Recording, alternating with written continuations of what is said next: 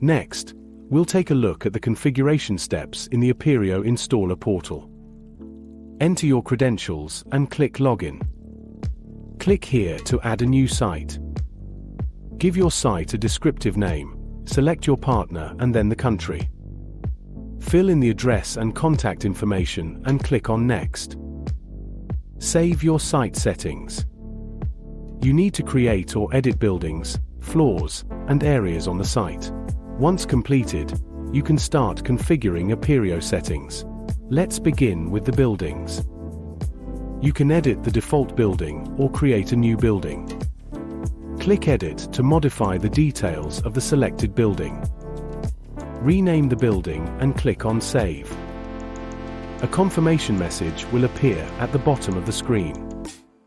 You can edit the default floor or create a new floor. Click Edit to modify the details of the selected floor. Rename the floor and click on Save. A confirmation message will appear at the bottom of the screen. You can edit the default area or create a new area. Click Edit to modify the area information. Rename the area and click on Save. A confirmation message will appear at the bottom of the screen.